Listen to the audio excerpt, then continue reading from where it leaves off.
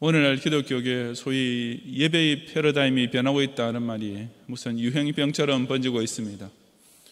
뜻인즉슨 교회 예배의 순서와 내용은 물론이고 예배의 목적 자체부터가 현대인의 취향에 맞게 바뀌어야 한다는 것인데, 그리하여 나타난 것이 소위 열린 예배입니다. 여기서 열렸다는 것은 불신자들이나 고두자들을 위해 열려 있다는 뜻입니다. 즉 하나님이나 기독교 신앙이 무엇인지 전혀 모르는 불신자나 혹은 어떤 종교가 좋을지 결정을 못하고 이것저것 시도해 보는 구도자도 아무 부담 없이 참석해 볼 수 있는 예배라는 것입니다. 미국에서 바로 이 Seekers Service, 즉 구도자들을 위한 예배라는 것을 시도해서 급속도로 부흥한 교회들이 나타나자 다른 미국 교회들뿐 아니라 한국 교회 중에서도 너도 나도 그런 교회의 예배를 모방하려고 야단들입니다. 이런 경향은 초대교회 때부터 지금까지 예배드리는 세부적인 순서나 방법은 조금씩 바뀐 것이 있을지라도 결코 변할 수 없는 예배의 기본적인 패러다임이 분명히 있다는 사실을 망각하고 있는 소치입니다. 불명예스러운 문제들이 많기로 소문난 고린도 교회에도 그런 일이 벌어지고 있었습니다. 오늘 본문에서 사도 바울은 바로 그 고린도 교회의 공예배에서 빈번히 발생하고 있던 문제점들을 지적해 주면서 품위 있고 질서 있는 예배를 하나님께 드려야 한다고 명하고 있습니다. 본문 26절에 그런즉 형제들아 어찌할까? 너희가 모일 때 각각 찬송시도 있으며 가르치는 말씀도 있으며 계시도 있으며 방언도 있으며 통역감도 있나니 모든 것을 덕을 세우기 위하여 하라고 했습니다. 여기서 너희가 모일 때라는 말이 곧 고린도 교회의 공예배를 가리킵니다. 찬송시, 가르치는 말씀, 개인적인 특별 계시, 방언 및 통역은 당시 고린도 교회를 비롯한 초대 교회의 공예배에 들어갔던 예배 순서들을 가리킵니다. 어떤 순서로 드려지든지 간에 결과적으로 모든 것을 덕을 세우기 위하여 하라는 말씀대로 예배는 그 자리에 모인 예배자들 모두에게 영적으로 은혜가 되고 유익이 되도록 드려져야 마땅합니다. 이 시간 저는 품위와 질서를 지킴으로써 결과적으로 덕이 세워지는 예배는 과연 어떻게 드려야 하는지를 함께 참고해 보고자 합니다. 첫째, 공예배의 순서가 성령의 감동으로서 질서 있게 지켜져야 합니다. 22절부터 33절 상반절까지 함께 봉독하겠습니다. 만일 누가 방언으로 말하거든 두 사람이나 많아야 세 사람이 차례를 따라하고 한 사람이 통역할 것이요 만일 통역하는 자가 없으면 교회에서는 잠잠하고 자기와 하나님께 말할 것이요 예언하는 자는 둘이나 셋이나 말하고 다른 이들은 분별할 것이요 만일 곁에 앉아있는 다른 이에게 계시가 있으면 먼저 하던 자는 잠잠할지니라. 너희는 다 모든 사람으로 배우게 하고 모든 사람으로 권면을 받게 하기 위하여 하나씩 예언할 수 있느니라. 예언하는 자들의 영은 예언하는 자들에게 제재를 받나니 하나님은 무질서의 하나님이 아니시오 오직 화평의 하나님이시니라. 아멘. 사도 바울이 이제 고린도 교회 예배의 문제점을 본격적으로 지적하기 시작하면서 아까 26절에 나왔던 순서들 가운데 찬송시와 가르치는 말씀에 대해서는 아무 언급도 하지 않습니다. 이 순서에 대해서는 아무 문제도 없었고 따라서 문제 제기의 필요도 없었기 때문이었습니다. 그 대신 방언과 통역 그리고 예언과 계시에 대해서만 27절 이하에서 자세히 언급한 것은 그만큼 이것들이 많은 문제를 일으키고 있었기 때문이었습니다. 바로 이 순서들 때문에 고린도 교회의 공예배는 아주 시끄럽고 무질서한 예배가 되고 있었던 것입니다. 27절에서 누가 방언으로 말하거든 두 사람이나 많아야 세 사람이 차례를 따라하고 라는 말씀은 방언을 하게 될 때에도 한 예배 시간에 최대 3명까지로 제한하라는 의미입니다. 방언한다는 교인들이 너도 나도 다 일어나서 말하게 되면 한 사람이 몇 마디씩만 한다 해도 전체 예배 시간은 끝도 없이 흘러갈 것이기 때문이었습니다. 또 그 방언도 만약 통역하는 자가 없으면 아예 교회에서는 잠잠하라고 엄중한 금령을 내렸습니다. 14장 전반부에 자세히 나타나 있듯이 다른 성도들에게 뜻이 통하지 않는 말로 자기 혼자 짓거리는 것이 결코 공예배의 순서가 될 수는 없기 때문이었습니다. 예언하는 자들에 대해서도 마찬가지로 둘이나 셋 정도만 말하라고 제한이 가해졌습니다. 여기서 예언은 이어지는 30절의 문맥에서 알 수 있듯이 개인적으로 어떤 특별한 계시를 받아서 예언하는 것입니다. 그처럼 예언하는 사람이 일어나면 다른 이들은 분별할 것이요 라고 하는데, 이것은 아무나 스스로 계시를 받고 예언한다고 해서 그냥 곧이곧대로 다 신령한 말씀으로 받아들여서는 안 된다는 뜻입니다. 또 누가 계시를 받아 예언하다가도 곁에 앉은 다른 이에게 새로운 계시가 임하면 먼저 하던 자는 빨리 끝내고 그 사람에게 양보해야 한다고 했습니다. 그렇게 하나씩 차례대로 순서와 질서를 지켜서 해야 예배에 참석한 모든 사람들이 그 말들을 똑똑하게 잘 알아들으면서 배우고 권면을 받게 될 것이기 때문이었습니다. 또한 예언하는 자들의 영은 예언하는 자들에게 제재를 받느니라는 말씀은 예언하는 자는 자기의 예언하는 영을 스스로 통제할 수 있어야 한다는 뜻입니다. 예언한다는 것이 무슨 무당이 신들린 경우처럼 제정신은 빠져나가고 남의 혼이 들어와서 짓거리는 따위가 결코 될 수 없기 때문입니다. 진짜 성령의 감화 감동을 받아 예언하는 자라면 자신의 심령을 정확하게 스스로 통제하면서 정신을 똑바로 차리고 말할 수 있어야만 하는 것입니다. 초대교회 예배 순서에서 이처럼 방언이나 예언이 허용된 것은 현지와는 명백히 다른 상황에 처해 있었기 때문인 것을 염두에 두어야 합니다. 그때는 아직 신약 성경이 완성되지 않았고 각 지교회에 사도나 혹은 담임 교역자가 없는 경우가 대부분이었습니다. 즉 정기적으로 예배의 설교를 맡을 사람이 없었던 것입니다. 그런 상황이었던지라 초대교회 예배 순서에는 자연히 일반 교우들이 참여하는 비중이 클 수밖에 없었고, 그래서 통역이 되는 방언이나 특별 계시를 받은 신자의 예언도 순서에 들어갔던 것입니다. 하지만 그렇다고 해서 아무렇게나 허용되었던 것은 결코 아니었습니다. 전체 예배 시간을 지킬 수 있어야 했으며 예배 순서 참여자들은 차례를 지켜서 해야 했고, 특히 자기가 무슨 말을 하는지 자신을 정확하게 영적으로 통제할 수 있어야만 했습니다. 이처럼 질서 있는 예배가 되어야만 하나님께 영광이 될 뿐 아니라 예배 참석자들에게 정말 영적으로 덕이 되는 은혜로운 예배가 될 수 있는 것입니다. 쓸데없는 마레인 나무로 길어지는 예배는 참 무질서한 예배입니다. 우선 목사의 설교부터 이 점에 대해 정말 조심해야 합니다. 어떤 설교는 아무리 귀담아 들여보려 해도 무슨 소리인지 도무지 종잡을 수 없는, 즉 전혀 주제가 잡히지 않는 경우가 있습니다. 용서하시기 바랍니다만 저는 그저 말이 안 되는 정도가 아니라 기본적으로 문장이 아예 안 되는 말을 설교로 하는 것을 직접 들어본 적도 있습니다. 설교가 그렇게 되니 회중에게 은혜를 끼치기는커녕 그저 따분하고 지겨울 수밖에 없는 것이 당연하지 않겠습니까? 예배 사회자도 마찬가지입니다. 특히 장로나 집사가 무슨 헌신 예배 등을 인도하게 되면 사회 도중에 코멘트를 많이 해야 잘하는 줄로 착각하는 사람들이 꽤 많습니다. 아마 그 자리가 무슨 토크쇼쯤이나 되는 줄로 아는 모양입니다.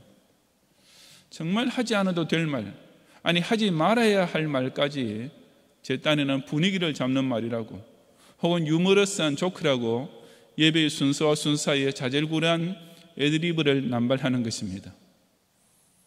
그런 것은 실상 회중의 은혜롭기는커녕 속에서 쓴웃음만 나오게 하는 창피하기 이를 데 없는 사회인 줄을 알아야 합니다. 또한 감정이 주가 된 즉흥적 예배 역시 실상은 무질서한 예배입니다. 제가 미국에서 언젠가 어떤 찬양 경배 세미나에 참석했을 때였습니다.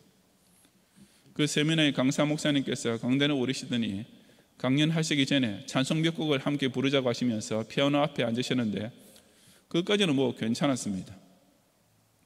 근데 반주를 시작하시기 전에 그 목사님께서 하시는 말씀이, 제가 찬송을 부르는 동안 여러분은 자기가 하고 싶은 대로 하세요. 같이 찬송하고 싶으면 찬송하시고, 혼자서 기도하고 싶으시면 기도하시고, 손 들고 싶으시면 손 드시고, 잠자고 싶으시면 주무시고 운운하는 것이었습니다. 즉 좋은 말로 하자면 자기 심령에 감동되는 대로, 더 설적이 표현하자면 자기 기분 내키는 대로 하라는 말이었습니다. 비록 그 시간에 정식 예배 시간은 아니었다 할지라도 찬송을 부르는 시간에 다 같이 함께 찬송을 부르지 않고 각자 느끼는 대로 하고 싶은 대로 아무 것이나 하라는 말씀이 제게는 도저히 이해가 되지 않았습니다. 예배가 영적으로 자유롭게 드려져야 한다는 것이 그 세미나의 논지였지만 실상 그처럼 개인의 자유로운 영적 교통을 극단적으로 강조하면 바로 아예 순서 자체가 없는 퀘이커 교도식의 예배가 되는 것이 아니겠습니까? 하나님은 결코 그런 중구난방식의 예배를 받으시는 무질서의 하나님이 아니라 예배의 각 순서가 전 회중에 똑같이 공감되어야 한다고 명하시는 화평의 하나님이십니다. 그러므로 즉흥적 충동이 성령의 감동과 직결된다고 생각하는 것은 엄청난 착각입니다. 지각에 기초한 예배가 감정에 기초한 예배보다 더 부자연스럽고 딱딱하다고 생각하는 것은 심각한 오해요 편견입니다. 일정한 장소에 모여 일정한 시간 중에 예배드리는 자체가 이미 자유가 제한된, 즉 통제적 요소를 포함하고 있습니다. 찬송 순서에는 다 같이 찬송하고 기도 시간은 다 같이 아멘으로 화답해야 하는 것이 공예배의 기본 자세입니다. 목사는 설교 시간에 잘 준비된 말씀으로 영적으로 논리 정연하게 가르쳐서 모든 회중이 바로 배우고 정확히 깨닫도록 만들어야 하며, 사회자는 전체 시간을 잘 지키는 가운데 간단 명료하게 각 순서를 인도함으로써 시종일관 은혜로운 예배가 되도록 해야 합니다. 개인의 경건 시간이야 자기가 느껴지는 대로 어떻게 진행해도 별 상관없지만 공예배만은 어디까지나 순서를 지키고 질서가 잡힌 예배, 그래서 실로 무질서의 하나님이 아니시요 오직 화평의 하나님이신 주님께 합당한 예배를 올리는 성도들이 되시기를 바랍니다. 둘째로 공예배의 훈독권이 성경만 선포하는 목사를 통해 지켜져야 합니다. 34절 하반절 이하 40절까지 함께 봉독하겠습니다. 모든 성도가 교회 사람과 같이 여자는 교회에서 잠잠하라. 그들에게나 말하는 것을 허락함이 없나니 율법에 이런 것 같이 오직 복종할 것이요 만일 무엇을 배우려거든 집에서 자기 남편에게 물을지니 여자가 교회에서 말하는 것은 부끄러운 것이라. 하느님 말씀이 너희로부터 난 것이냐 또는 너희에게만 임한 것이냐. 만일 누구든지 자기를 선지자나 혹은 신령한 자로 생각하거든 내가 너희에게 편지하는 이 글이 주의 명령인 줄 알라. 만일 누구든지 알지 못하면 그는 알지 못한 자니라. 그런즉 내 형제들아 예언하기를 사모하며 방언 말하기를 금하지 말라. 모든 것을 품위 있게 하고 질서 있게 하라. 아멘. 공예배의 가장 중요한 순서가 말씀 선포이면 두말할 필요 없는데 그 말씀 선포의 권한, 달리 말하자면 훈독권에 있어서도 성경은 명백한 원칙을 가르쳐줍니다. 먼저 33절 하반절부터 35절까지에는 여자가 공예배의 훈독권을 가질 수 없음을 분명히 밝히고 있습니다. 모든 성도가 교회에서 함과 같이라는 말씀은 지금 여기서 하는 말씀이 고린도 교회에만 특별 케이스로 적용되는 것이 아니라 모든 교회에 일반적으로 적용되어야 할 원칙임을 보여줍니다. 그 원칙이란 곧 여자는 교회에서 잠잠하라. 그들에게는 말하는 것을 허락함이 없나니 오직 복종할 것이요 라는 단호한 명령입니다. 그래서 물론 여자가 교회에 나오면 꿀먹은 벙어리처럼 되라는 뜻은 아닙니다. 이 말씀은 본문의 문맥에서 드러나고 또 성경의 다른 관계 구절에서도 확인되고 있듯이 어디까지나 여자는 교회에서 공적 훈도, 즉 설교를 할 수 없음을 가리킵니다. 그 대신에 만일 무엇을 배우려거든 집에서 자기 남편에게 물을지니 라고 했습니다. 그래서 영적으로 남편은 아내의 머리요 또한 가정의 제사장이기 때문입니다. 물론 아내가 그렇게 물어와도 남편이 아무 대답해 줄 영역이 없다면 문제입니다. 즉 아내에게 영적으로 가장 노릇을 못하는 남편이야말로 진짜 남자 구실 못하는 못난 남편입니다. 하지만 어쨌든 그처럼 못난 남편들이 좀 있다 하더라도 여자가 교회에서 남자를 가르칠 수 없다는 사실에는 변함이 없습니다. 오늘날 기독교계의 현실적인 쟁점 중 하나가 여자 목사의 안수를 허용할 것인가라는 것입니다. 하지만 이 문제에 대해서 성경이 명하는 바는 너무나 뚜렷한데도 그것을 토론 안건으로 삼는다는 자체부터가 제게는 참 이해가 되지 않습니다. 대표적으로 한 구절만 들어도 디모데전서 2장 12절부터 14절에 여자가 가르치는 것과 남자를 주관하는 것을 허락하지 아니하노니 오직 조용할지니라. 이는 아담이 먼저 지음을 받고 하와가 그 후며 아담이 속은 것이 아니고 여자가 속아 죄에 빠졌음이라고 했습니다. 여기서 여자가 교회에서 남자를 가르칠 수 없는 것에 대해 이처럼 존재론적인 이유, 즉 남자가 먼저 지음받은 것과 또한 인죄론적인 이유, 즉 여자가 먼저 죄에 빠진 것 때문임을 동시에 밝히고 있습니다.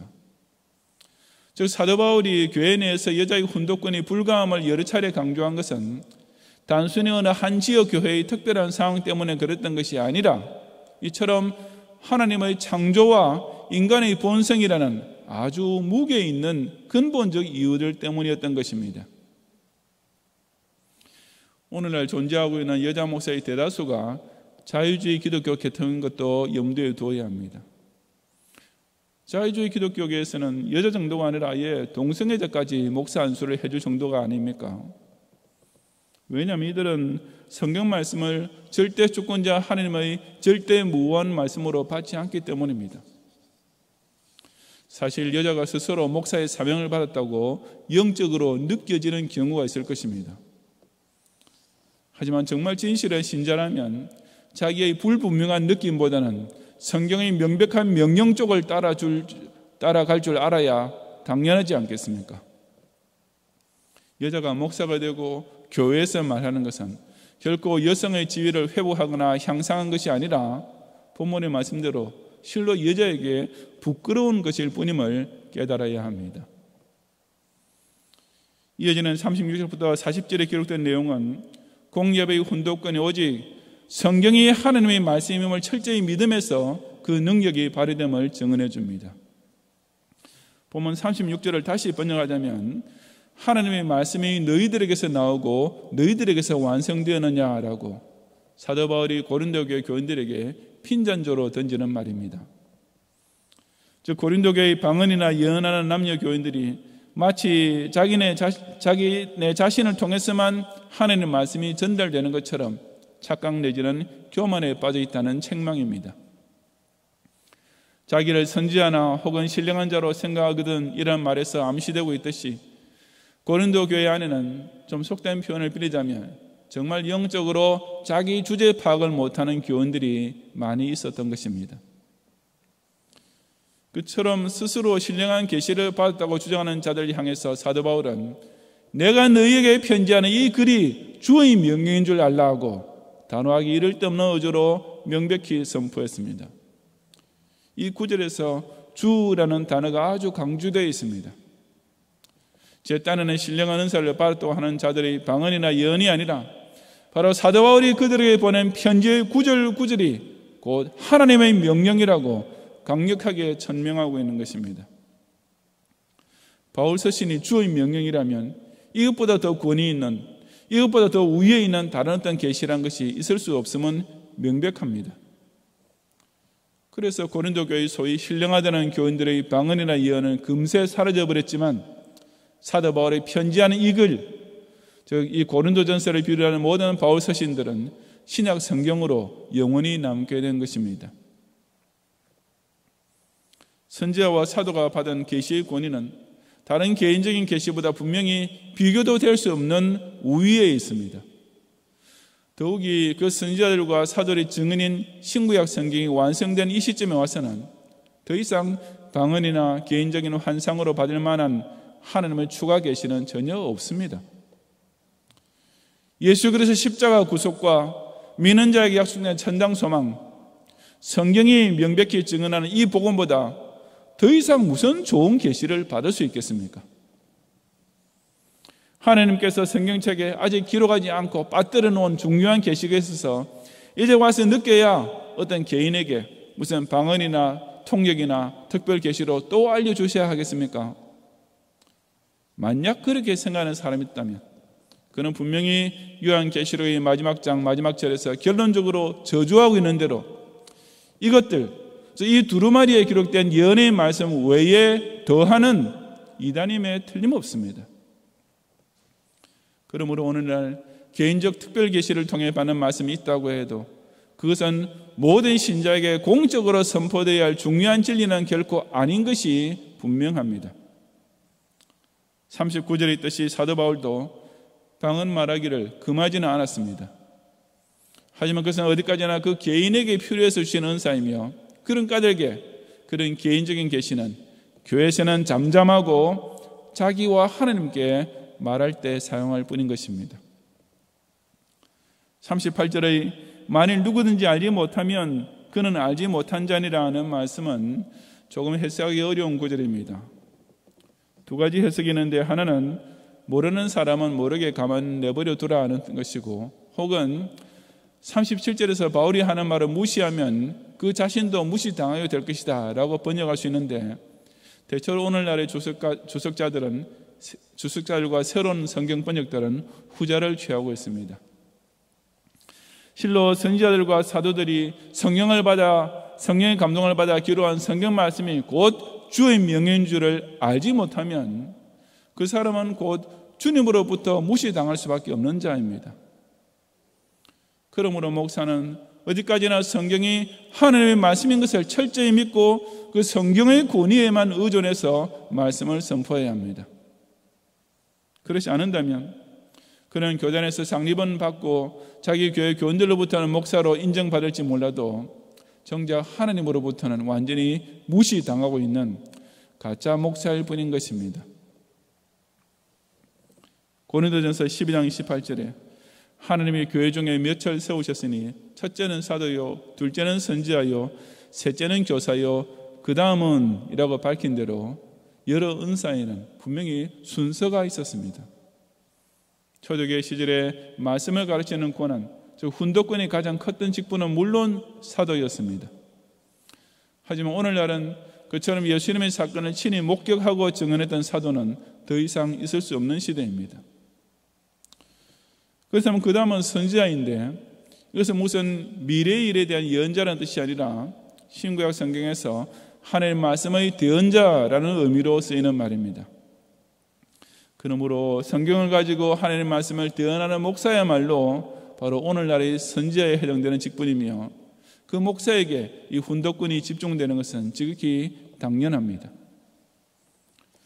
능력 있는 장로라든지 신령한 권사라는 말들을 흔히 하지만 그 누구도 이처럼 하나님의 말씀을 대언하여 선포하는 목사의 영역을 결코 넘어설 수는 없는 것을 알아야 합니다. 교회는 교인들의 의견을 모아서 인간 사회를 위해 무슨 선한 일을 함께 하자는 식의 어떤 민주적 정치를 하는 곳이 결코 아닙니다. 교회는 오직 주의 명령이 강단을 통해 선포되고 모든 성도가 오직 그 말씀대로만 일사불란하게 순종하는 성경 중심의 신앙생활이 나타나야만 하는 것입니다. 이것이 지켜지지 않는 교회는 필연적으로 중구난방의 시끄러운 장터와 사공이 많아서 산으로 올라가는 배 같은 교회가 될 수밖에 없습니다. 그러므로 목사의 훈독권은 목사 자신의 위신이나 입지를 지키려고 스스로 지어낸 말이 결코 아닙니다. 목사가 하나님 앞에서 자기 사명을 똑바로 인식하고 있고 진정으로 교회를 바로 세우고자 한다면 정말 생명처럼 지켜야 할 것이 곧 훈독권인 것입니다. 이처럼 성경이 공적 훈독권을 허락하고 있는 목사를 통하여 오직 성경의 권위에만 기초한 바른 말씀이 선포되는 예배를 귀중히 여기고 사모함으로써 그런 신령한 예배에 참석할 때마다 모든 사람에게 덕을 세우는 예배의 은혜를 충만히 누리는 성도들이 되시기를 바랍니다. 성도 여러분, 이처럼 고린도 교회는 예배에서부터 큰 문제가 있었습니다. 미리 정해진 순서가 없이 즉흥적으로 진행되었고, 여자가 공예배 중에 마이크를 잡고 방언이나 예언을 할 때도 있었습니다. 또 너도 나도 자기 자신을 선지자나 신령한 자로 여길 뿐 아니라 마치 스스로 사도들과 영적으로 동격에 있는 것인 양 착각한 교인마저 있었습니다. 그처럼 예배 시간에서부터 무질서와 무지가 판을 치고 있었으니 고린도 교회는 초대교회들 중에서도 가장 문제 많은 교회로 전락할 수밖에 없었던 것입니다. 예배는 자기 감정을 있는 그대로 분출시킴으로써 정신적 스트레스를 해소하는 무슨 카타르시스의 시간이 아닙니다. 모든 예배자의 심령이 똑같이 성령의 제재를 받는 가운데 영적 질서가 단정하게 유지되어야만 합니다. 또한 예배 시간을 무슨 은사 받았다는 교인들이 저마다 자신의 개인적인 은혜를 발표하는 간정지표로 여겨서도 안 됩니다. 예나 지금이나 공예배의 가장 중요한 순서는 오로지 성경을 풀어 깨닫게 해주는 설교이며 이 훈독권이 바로 지켜져야만 진정 예배가 은혜롭게 드려질 수 있습니다. 그런 가족의 예배의 주체로서 우리의 예배를 받으시는 주님께서는 너희가 모일 때 모든 것을 품위 있게 하고 질서 있게 하라 하고 엄중히 명령하십니다. 신자가 모일 때 하나님을 경외하는 성도들이 그 하나님께 공적 예배를 드리기 위하여 모이는 시간과 장소에는 아무리 시대와 장소가 바뀌어도 결코 변할 수 없는 규례와 법도가 있는 것입니다. 질서 있는 예배 순서와 권위 있는 말씀 선포를 통해 모일 때마다 자신에게는 은혜가 넘치며 하나님께는 진정 영광을 돌리는 참된 예배 생활을 함께 누리는 모든 경향의 성도들이 되시기를 주님의 이름으로 축원합니다.